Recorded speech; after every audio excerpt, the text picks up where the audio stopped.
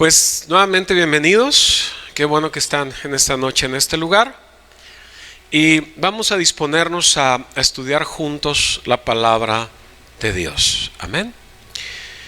Le voy a pedir que abra su Biblia, por favor, en Éxodo capítulo 22 y vamos a darle lectura del versículo 1 al versículo 15.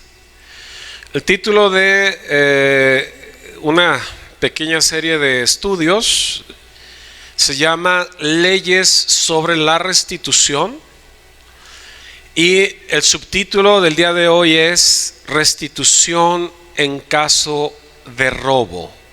Restitución en caso de robo. Amén. Diga conmigo, antes de comenzar, diga conmigo, porque esto es el todo del hombre. Dígalo. Porque esto es el todo del hombre. Temer a Dios y guardar sus mandamientos. Dígalo otra vez conmigo. Porque esto es el todo del hombre. Temer a Dios y guardar sus mandamientos. Vamos a dar lectura. Dice así en el nombre de Jesús. Cuando alguno hurtare buey u oveja y lo degollare o vendiere, por aquel buey pagará 5 bueyes y por aquella oveja 4 ovejas. Si el ladrón fuere hallado forzando una casa y fuere herido y muriere, el que lo hirió no será culpado de su muerte. Pero si fuere de día, el autor de la muerte será reo de homicidio. El ladrón hará completa restitución, si no tuviere con qué, será vendido por su hurto. Si fuera hallado con el hurto en la mano, vivo, sea buey o asno u oveja, pagará el doble. Si alguno hiciere pastar en campo o viña, y metiere su bestia en campo de otro, de lo mejor de su campo y de lo mejor de su viña pagará. Cuando se prendiere fuego, y al quemar espinos quemare mieses amontonadas o en pie o campo, el que encendió el fuego pagará lo quemado. Cuando alguno diere a su prójimo plata o alhajas a guardar, y fuere hurtado de la casa de aquel hombre, si el ladrón fuere hallado, pagará el doble. Si el ladrón no fuera hallado, entonces el dueño de la casa será presentado a los jueces para que se vea si ha metido su mano en los bienes de su prójimo. En toda clase de fraude, sobre buey, sobre asno, sobre oveja, sobre vestido, sobre toda cosa perdida, cuando alguno dijere, esto es mío, la causa de ambos vendrá delante de los jueces, y el que los jueces condenaren pagará el doble a su prójimo.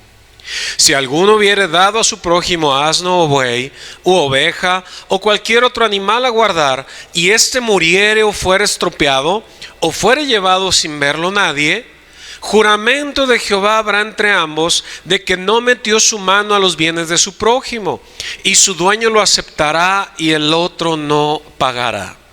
Mas si le hubiere sido hurtado, resarcirá a su dueño.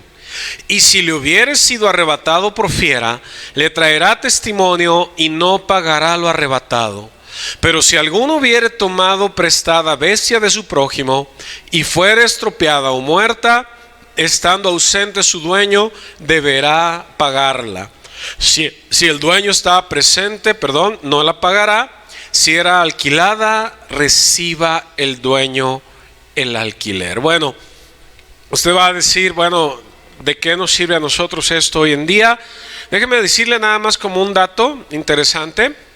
Es que la nación de Estados Unidos, cuando fue fundada por los puritanos, aquellos puritanos ingleses, basaron su constitución en la ley de Moisés. ¿Ustedes sabían eso? Basaron su constitución en la ley de Moisés. ¿Y en qué resultó esto?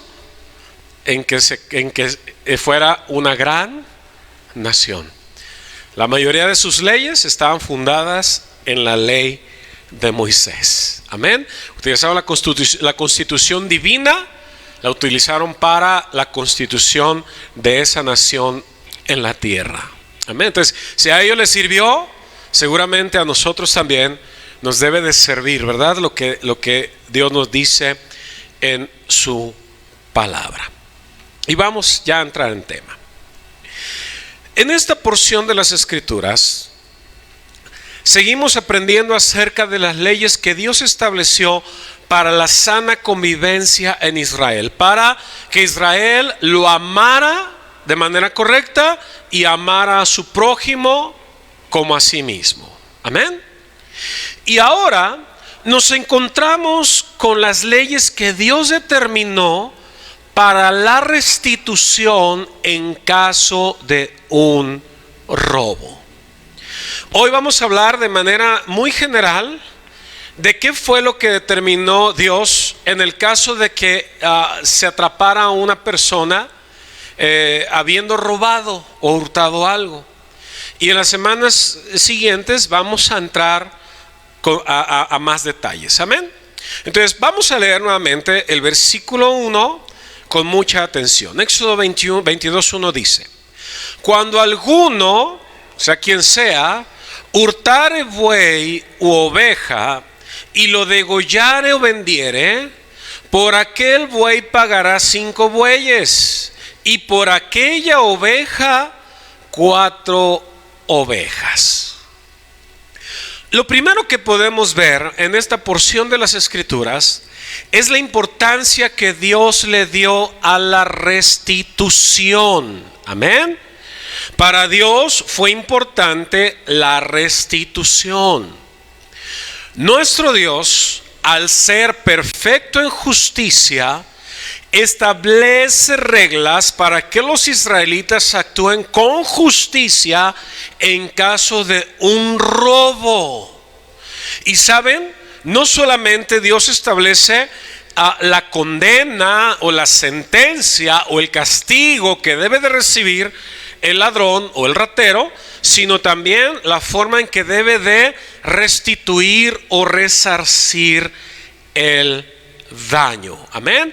Entonces Dios no solamente se preocupa por juzgar al pecador, sino se preocupa por recompensar o restituir a la víctima, al que sufre, al que fue violentado. Amén. Y en este versículo vemos que Dios establece que el ladrón o la persona que había robado tenía que hacer una restitución, pero esto dependiendo de lo que se había robado. O sea, ¿qué se robó? ¿Qué tienes que restituir? ¿Qué fue lo que hurtaste? ¿Qué es lo que tienes que pagar? ¿Y cómo nos damos cuenta de esto? Porque claramente en el versículo dice que si lo robado era una oveja, se debía de pagar 4 por una, ¿sí? Pero si era un buey, se debía de pagar 5 por 1. Entonces, si alguien se robaba una oveja y lo atrapaban, tenía que pagar ¿cuántas ovejas? 4. Y si alguien se robaba un buey, ¿cuántos bueyes tenía que pagar? 5 bueyes. Amén. Pero ¿por qué esto? ¿Por qué esto? Fíjense bien. Las sociedades antiguas eran principalmente nómadas. Y si nosotros recordamos, Israel en este tiempo era ¿qué? Era nómada. Andaba en el desierto, ¿verdad? Iba camino a la tierra prometida, pero andaba de un lugar a otro. Y los animales eran considerados fuentes de riqueza. Por esta razón, el robarse un animal se consideraba algo muy grave. Y ahorita vamos a profundizar un poco más. En este sentido, debemos saber que se consideraba que el robar un animal para degollarlo o para venderlo era un crimen más grave que robarlo para guardarlo para sí mismo. O sea, era más grave que alguien se robara un animal, lo matara o lo vendiera, que si se lo robaba y se lo quedaba. ¿Sí? ¿Por qué? ¿Por qué se consideraba más grave una cosa que la otra? Bueno, cuando se robaba un animal para matarlo o para venderlo, se consideraba que este había sido un acto premeditado. ¿Sí?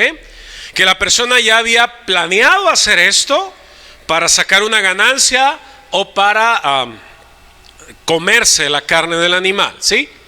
Pero cuando alguien se lo robaba y se lo quedaba, o sea, lo mantenía vivo, se consideraba algo más espontáneo, algo circunstancial. La persona iba pasando, vio la posibilidad de robarse el animal y dijo, vámonos, y se lo llevaba. Amén. Entonces, la diferencia de la restitución estaba también en razón de la utilidad de lo robado, ¿sí? ¿Por qué? Fíjense bien, las ovejas tenían utilidad, pero no tenían la utilidad que tenía un buey. ¿Por qué no tenía la utilidad que tenía un buey? Porque los bueyes eran útiles para la agricultura, para trabajar la tierra, y por lo tanto se consideraban una herramienta de trabajo, un objeto de mayor valor. Una oveja no. O sea, una oveja pues le podías sacar la lana, te podías comer su carne, ¿verdad? Pero un buey servía ¿para qué? Para producir, para trabajar. Entonces, la restitución era acorde a la consideración del objeto, el valor que tenía el objeto. Amén. Y saben, era tan importante esto y era tan grave robar, que en el versículo 4 de nuestro texto base, Éxodo 22:4, se nos dice que cuando un ladrón era hallado con lo robado en la mano, tenía incluso que pagar el doble de lo que estaba establecido. O sea, si se robaba una oveja y se lo encontraban con la oveja en las manos, con las manos en la masa, ¿cuántas ovejas tenía que pagar? El doble de lo establecido. ¿Cuántas? 8. Y si se lo encontraban con el buey en las manos, ¿cuántos bueyes? 10 bueyes. Amén. Entonces, la restitución era algo importante. Era algo importante. Y Dios, ¿verdad?, que no se pierde de nada, que no deja nada, ¿verdad?, sin atender. Estableció esta ley, estableció estos principios en este contexto. Amén. Ahora vamos a ver un poquito más por qué el robo es tan grave y por qué el acto justo de la restitución es tan importante. ¿Ok? Y para esto vamos a ver dos pasajes. Segunda de Samuel 12:6 y Lucas 19:8. De todos modos, ahorita que aparezca el versículo, los vamos a leer juntos. ¿Sí? Es Lucas 19, del 5 al 10. Discúlpeme, me equivoqué yo. Lucas 19, del 5 al 10. Amén. Vamos primero a leer segunda de Samuel 12:6. Dice así: y debe pagar la cordera con 4 tantos, porque hizo tal cosa y no tuvo misericordia. Diga conmigo, no tuvo misericordia. Diga otra vez conmigo, no tuvo misericordia. Bueno, el versículo que acabamos de leer lo encontramos en el contexto de la reprensión que el profeta Natán le hizo a David por haber tomado a la mujer de su prójimo y haber asesinado a su marido. O sea, pocas palabras, David se robó ¿qué? A una mujer, se robó a la mujer de su prójimo. Y David mismo declara ante la ilustración o la parábola que Natán usa para reprenderlo, que el robo es un acto cruel, es un acto de inmisericordia. David dice: robar manifiesta inmisericordia, falta de misericordia. ¿Sí? Pero ¿por qué? ¿Por qué esto? Mire, el robo es un acto cruel porque quien roba no considera el mal que le está haciendo a su prójimo. ¿Sí? Como ya lo mencionamos, en los tiempos antiguos, el despojar a alguien de algún bien, la mayoría de las veces era despojarlo de algo básico, de algo necesario o indispensable para su subsistencia. Y por lo tanto, robar un animal o robar una herramienta o robar la rueda del molino, que también después lo vamos a ver, se consideraba un acto terrible. ¿Por qué? Porque privaba a una o más familias del sustento diario.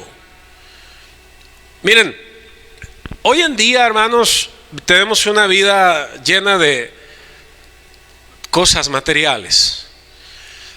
Y hay muchas cosas que pues no son indispensables, pero hay cosas que son indispensables. ¿Cuántas veces hemos escuchado, verdad, las noticias o incluso lo hemos vivido? Gente que ha sufrido un robo de cosas que son vitales, que son necesarias para su subsistencia, ¿sí? Y que después se meten en terribles aprietos y que después vienen tragedias por ese robo o por esa pérdida, ¿sí? En la época cuando se habló esto, la gente no vivía con exceso de cosas como ahora. Ellos no tenían, normalmente las familias no tenían 10 bueyes, tenían un buey, nada más, un par de bueyes. Entonces cuando llegaba alguien y se robaba ese buey, la persona se quedaba sin nada. Dejaba de comer, dejaba de sustentar a sus hijos. Y ¿saben?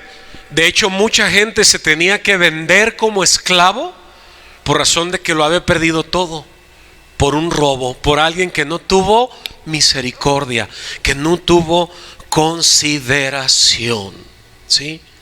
Hermanos, de verdad, el robo no solo implica el despojo de un bien material, produce un terrible dolor en la persona que es despojada, porque saben, se necesita esfuerzo y trabajo para tener las cosas que hoy tenemos, y muchas de ellas son básicas,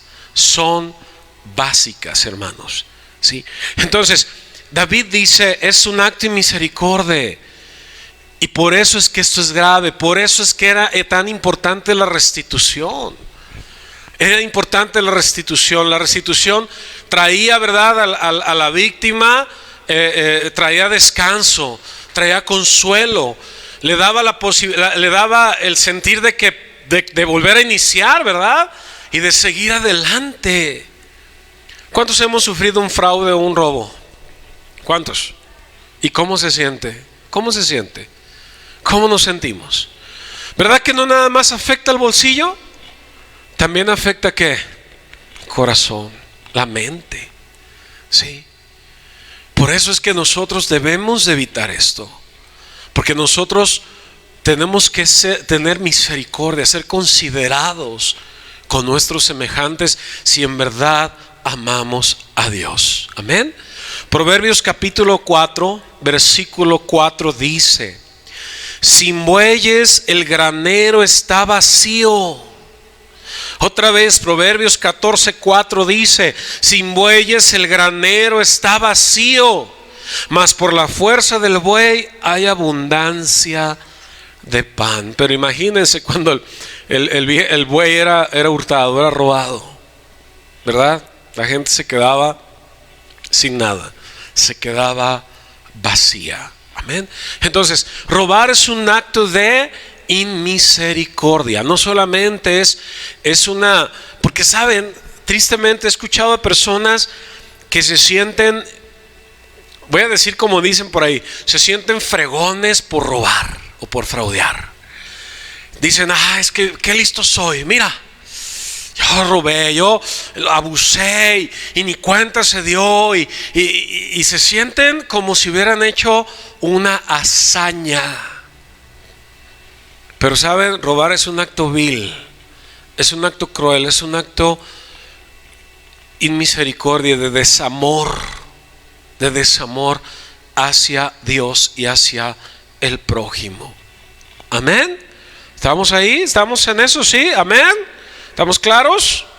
Bueno, por otro lado, en Lucas 19, 5 al 10, vemos el corazón de un hombre que al experimentar el amor de Dios en su vida, decidió restituir todo aquello que se había robado.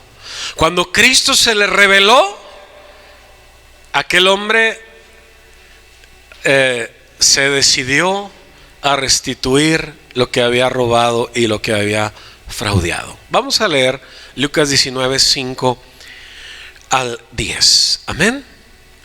Dice así: cuando Jesús llegó a aquel lugar, mirando hacia arriba, le vio y le dijo: Zaqueo, date prisa, desciende, porque hoy es necesario que pose yo en tu casa. ¿Cómo se llamaba el hombre?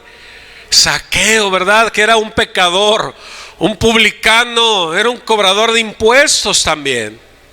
Verso 6: entonces él descendió a prisa y le recibió gozoso. Jesús llegó a la casa de este hombre, le habló, ¿verdad? Cuando Zaqueo estaba en un árbol allá viendo que iba pasando Jesús, Jesús le dijo: baja, date prisa, voy a ir a tu casa. Y aquel hombre bajó de prisa y lo recibió gozoso.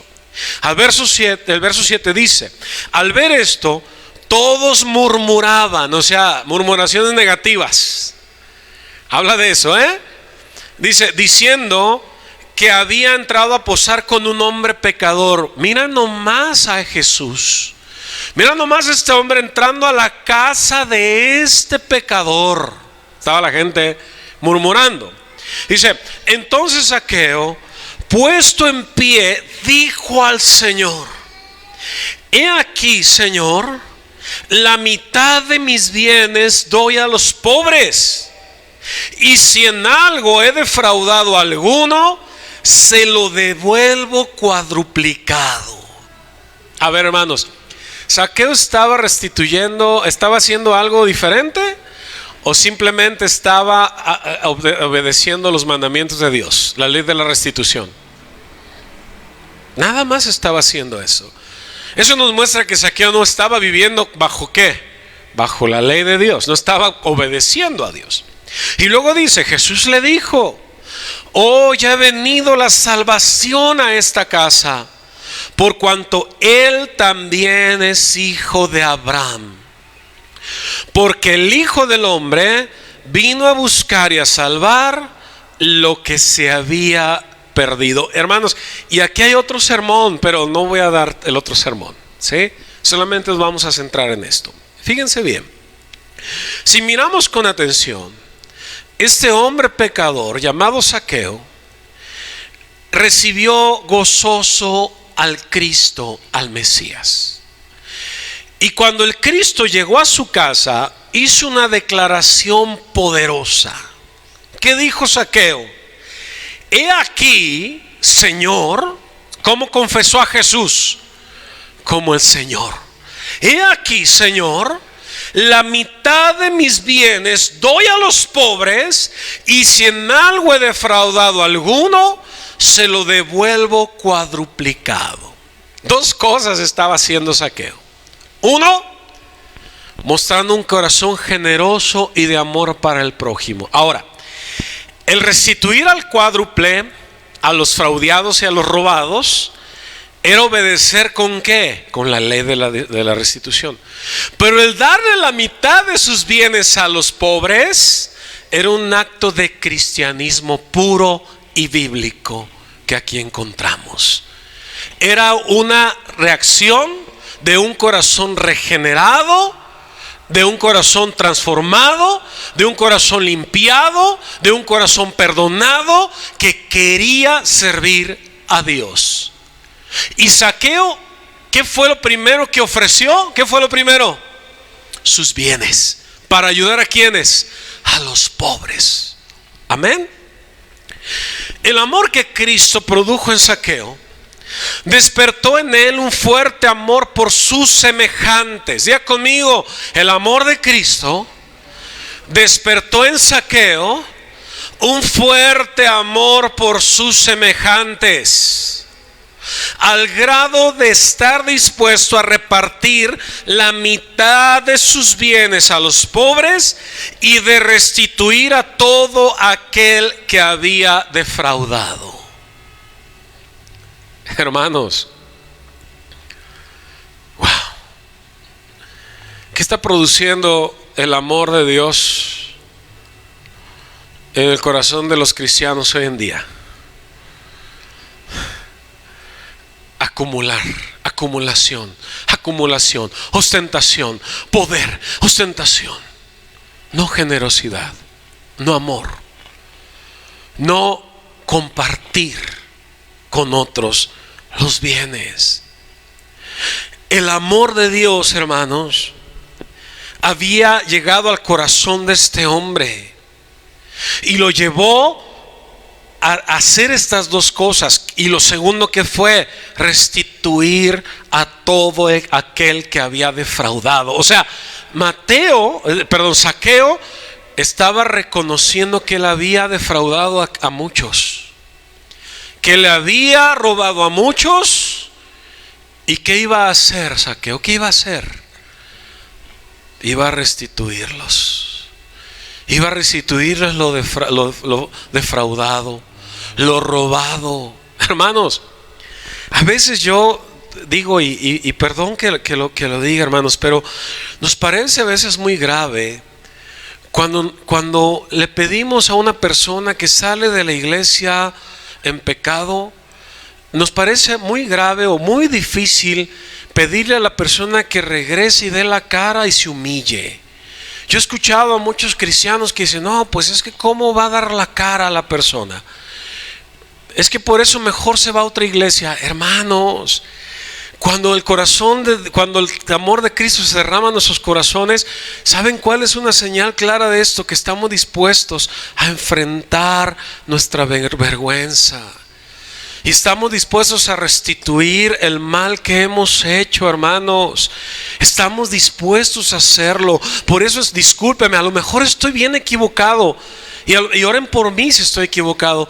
Pero hermanos, yo nunca consideraré que una persona está genuinamente arrepentida de sus pecados si en vez de regresar a la iglesia donde pecó, se va a otra. Yo nunca lo voy a creer, porque el verdadero pecador, el pecador arrepentido, se humilla y se presenta, pide perdón, y si puede, incluso restituye. Al menos es lo que vemos aquí. Y alguien me diría: sí, hermano, pero ¿qué tal si no es perdonado? ¿Qué tal si es juzgado? Hermanos, Zaqueo, ¿le importaron a Zaqueo las murmuraciones de los que estaban allí? ¿Le importaron? No, él se levantó y dijo: yo voy a restituir a los que he robado y voy a dar la mitad de mis bienes a los pobres, dijo Zaqueo. Amén. Entonces, no creamos, hermanos, que nos podemos esconder. La iglesia no es una cueva de ladrones. No, las iglesias, las congregaciones no son cuevas donde me salgo de una y voy y me oculto a otra. No, hermanos, no, porque Dios nos está viendo en todo lugar. El Cristo que vio a Zaqueo en el árbol es el Cristo que nos ve en donde quiera que estamos, y nos requiere y nos pide que seamos valientes. Amén. Y que seamos humildes y que estemos dispuestos a restituir si es necesario. Y claro, a los que somos cristianos, a la iglesia, somos llamados a perdonar y a recibir a ese pecador arrepentido. ¿O no es cierto? ¿O no es cierto? También esa es nuestra obligación. Amén. Entonces, las palabras de Jesús, hermanos, ya casi cierro, ante esta declaración nos confirman que la salvación del cielo había llegado a Zaqueo y a su casa, y que el amor de Dios había sido derramado en el corazón de este hombre. Entonces, la ley de la restitución, que muestra el amor de Dios, la misericordia, la consideración, la humillación, el arrepentimiento, la obediencia. Eso muestra la restitución. Eso muestra la restitución. ¿Sí? Y saben, la verdad, hermanos, es que por testimonios como este, yo no puedo creer que la salvación no produzca ningún fruto evidente en el verdadero creyente. No puedo, hermanos. He querido creer, como algunas personas dicen, es que como es por fe, pues no pasa nada. Y aunque no sea evidente ningún cambio, es por fe y gloria a Dios. Hermanos, por testimonios como estos, yo creo que el verdadero cristiano produce fruto. Y produce fruto, ¿por qué? Porque experimenta una obra grande y poderosa sin comparación, como es la obra de la salvación. ¿O no es cierto? Miren, hermanos, leamos nuevamente lo que dijo Jesús. Jesús en el versículo 9 declara que la salvación llegó a la casa de Mateo. ¿Por qué? Por lo que dijo Zaqueo. Por lo que dijo Zaqueo. Ahora, ¿Jesús conocía el corazón de Zaqueo, sí o no? ¿Jesús sabía si era genuino lo que había declarado, sí o no? Y Jesús hizo una declaración pública diciendo: hoy ha venido la salvación a esta casa, dijo. ¿Por qué? ¿Cuál es la evidencia? Era como si les dijera a todos: esta es la evidencia. ¿Cuál es la evidencia? Que se va a despojar de sus bienes y va a restituir a los que ha fraudeado. Dice: y él es también ¿qué? Hijo de Abraham. A ver, hermanos, ¿pero qué no los hijos de Abraham son los que son conforme a la fe? Bueno, es que la fe produce ¿qué? Obras, frutos. Por eso Jesús dice: este también es hijo de ¿quién? De Abraham. Y declara: el Hijo del Hombre vino a buscar y a salvar lo que se había perdido. Amén. Entonces Zaqueo, hermano, no solamente decidió no robar más, sino conforme a los mandamientos de Dios, estuvo dispuesto a despojarse de gran parte de sus bienes para amar a Dios, amando a sus semejantes. Porque no podemos amar a Dios sin amar a ¿quiénes? A nuestros semejantes, ¿verdad? Eso lo dice la Escritura, no lo digo yo. Amén. Al final de cuentas, aunque la restitución no borra la mala acción del que roba, al menos muestra su arrepentimiento y trae consuelo y esperanza a la víctima o al fraudeado. Por esa razón, hermanos, que Dios nos ayude a no defraudar ni a robar a otros. Y si lo hemos hecho, que Dios nos ayude para estar dispuestos a restituir el agravio y así librarnos del justo juicio de Dios y mostrar que en verdad somos salvos. Que en verdad somos salvos. Amén. Porque podemos decir que somos salvos, podemos decir que somos cristianos, pero si las obras del Señor, si las obras de Cristo no están manifestándose en nuestras vidas, entonces seguramente estamos viviendo en una ilusión o en un engaño. Amén. Entonces tengamos cuidado.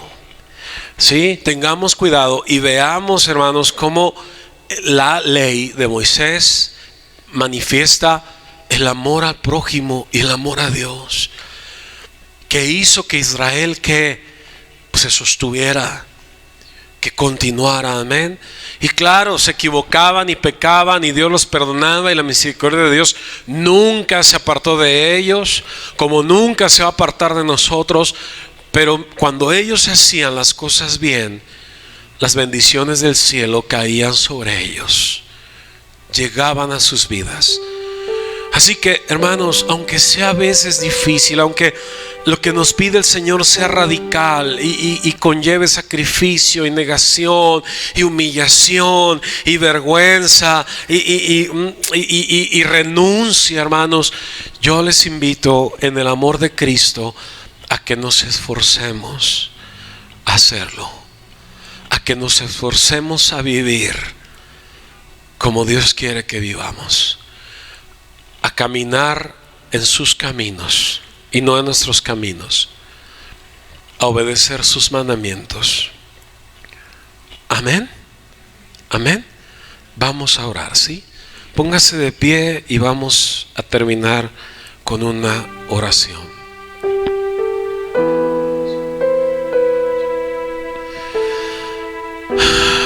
Señor, Padre, te damos gracias porque nos has permitido, Señor, una vez más reunidos el poder meditar en tu palabra, Señor, como oró el pastor Ramón al principio. Es un privilegio y una gracia el poder meditar una vez más en tu palabra, Señor. Y aunque tu palabra, Señor, a veces es dura y nos confronta, Señor, y nos pone a veces en situaciones difíciles, Padre, creemos y declaramos que es vida y que es lo mejor que nos ha pasado y que es lo mejor en lo que podemos vivir y movernos y estar, Señor. Ayúdanos, Padre, a ser obedientes, a ser misericordiosos, a ser cuidadosos, Señor. Y si pecamos, Señor, si ofendemos, danos el valor, Señor, y la humildad para pedir perdón y restituir o resarcir el daño, Señor. Padre, somos llamados a ver de manera primaria por el bienestar de nuestro prójimo, Señor. Y Padre, nos cuesta mucho trabajo renunciar a nuestra comodidad, a nuestras convicciones, a nuestras creencias que a veces no son conforme a tu palabra, Señor. Pero tú puedes cambiar nuestra vida. Tú puedes cambiar nuestro ser, Señor. Tú puedes cambiar lo que somos para que seamos una iglesia viva, una iglesia que actúa, una iglesia que manifiesta el amor perfecto, el amor que desciende del cielo, el amor que ha sido derramado en nuestros corazones por medio del sacrificio de tu Hijo precioso Jesucristo en la cruz. Oro, Señor, por cada uno de los que estamos aquí, para que nos ayudes a ir adelante y a ir venciendo cada situación, a ir creciendo, a ir siendo más fuertes en la palabra, Señor, más fuertes en el fruto, en las obras, Señor, por el poder de tu Espíritu Santo, por el poder de tu Espíritu Santo. Gracias, Padre, gracias en el nombre precioso de tu Hijo amado Jesucristo.